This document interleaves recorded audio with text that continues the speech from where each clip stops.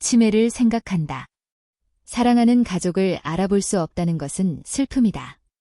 아무것도 변하지 않고 더욱 짙은 삶의 향기를 내지만 내 스스로 기억을 점점 지워가는 것, 나의 흔적을 잊어버리는 고통.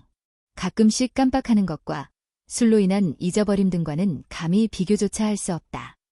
함께 하고픈 마음과 망각을 바라보는 고통을 감내하지 못하는 마음이 엉켜버린 실타래 같다.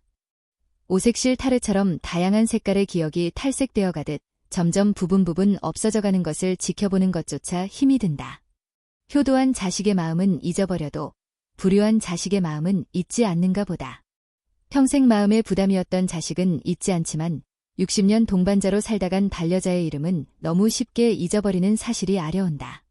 부모가 계실 요양원을 찾으며 아이가 어릴 때 첫 번째 사회생활의 또래 집단을 만나는 것이기에 설레는 마음으로 여기가 좋을까 아님 저기가 좋을까 이리 재고 저리 재며 어린이집을 고르던 모습이 머릿속을 스쳐갔다. 하지만 그때 발품의 10%도 쓰지 않는 우리 모습에 놀란다. 요양원 입소 전 상담이 끝난 다음날 따르릉 전화가 울리고 목소리가 들린다. 이 아들아, 내가 어제 잘못 이야기한 건 없니? 혹시 본인의 잃어버린 기억으로 무슨 잘못된 일이 생기지는 않을까 하는 부모의 마음. 나이가 들어도 부모는 부모, 자식은 자식이다. 무너진 기억의 잔해에서 우리는 무얼 찾고 있는지, 우리 가족의 기억만은, 나에 대한 기억만은 부모가 잊지 않기를 바라는 것이 간절한 만큼 실망과 절망이 큰 것은 아닐까. 수만 조각으로 깨어진 기억을 하나하나 퍼즐로 맞춰가는 과정을 너무나 견디기 힘들어한다. 언젠가는 나 자신도 기억의 지우개가 지워버릴 거라는 엄청난 고통, 난 견뎌낼 수 있을까? 잊어버림의 병은 가족을 해산시키고 커다란 파멸의 구렁텅이로 떨어뜨리기도 하고 긴 병에 효자 없다라는 속담의 실증을 보여주는 일이 허다하다. 이 잊음의 고통은 우리 사회는 어떻게 바라보고 도와줘야 하는가를 다시금 생각나게 하는 명제이다. 커다란 재난을 겪은 사람들에게 트라우마를 극복할 수 있도록 심리적 지원이 필요하다면 이제 치매 환자를 바라보는 가족들에게도 심리적인 안정을 위한 상담이 필요하지 않을까 하는 생각이다. 이젠 인생의 절반을 돌아온 나에게 치매의 고통은 내 주변엔 없겠지 하는 안일한 마음이 아니라 직접 피부로 다가와 깊이 있는 생각을 필요로 하고 고민하게 된다. 모든 것들은 봄을 그리워하듯 따뜻함을 그리워하고 소망한다. 잊음을 바라보는 시선의 온도를 높이면 자연스러움과 따뜻함을 알게 되는 건 아닐까 싶다. 인정하고 감사하다 보면 그래, 이것이 인생이지.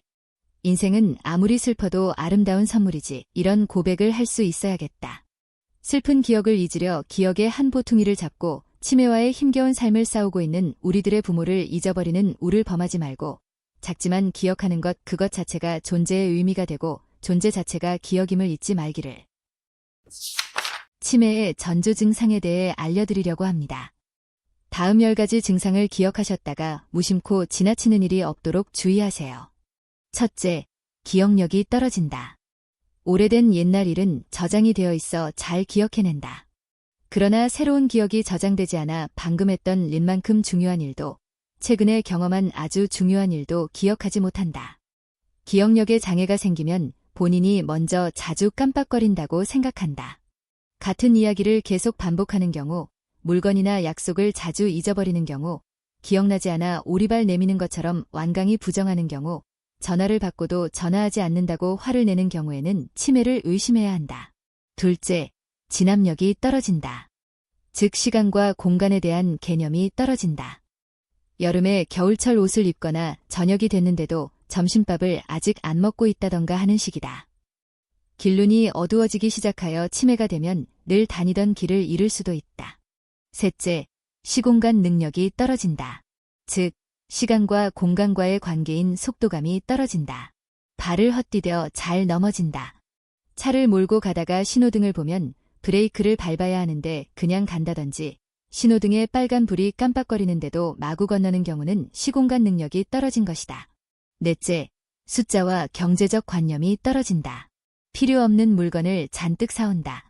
효도 관광을 가서 매일 똑같은 것을 사오는 사람 가운데 잘못 사왔다는 것을 알면 경도인지 장애이고 잘못 사왔다는 것을 설명해도 못 알아들으면 치매이다.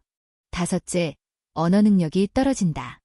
자주 쓰던 단어도 안 떠올라 더듬거린다. 또 이해력이 떨어지기 때문에 청력에 문제가 없어도 TV를 볼 때 잘 이해가 안 돼 음량을 키운다. 이야기 전개를 이해하지 못하니 드라마보다는 간단한 오락 프로그램을 주로 보게 된다. 여섯째, 성격이 변한다. 참을성이 줄어들고 충동에 따라 행동한다. 화가 많아지고 성질이 나빠진다. 남의 눈치를 살피지 못하고 남부끄러운 행동을 한다. 의욕이 없어지고 무덤덤해지고 귀찮아지고 방에만 처박혀 있으려고 한다. 일곱째, 늘 해오던 익숙한 일도 어려워진다.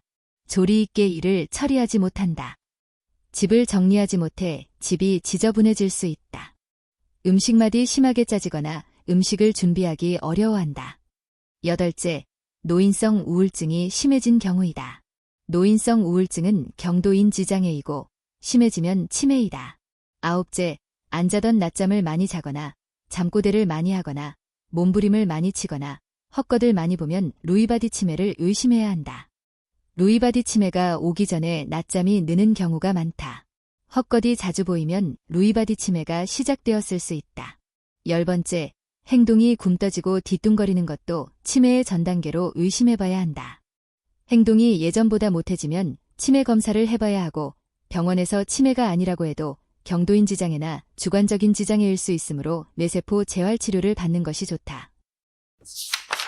치매를 예방하는 것에는 몇 가지 원칙과 방법이 있다.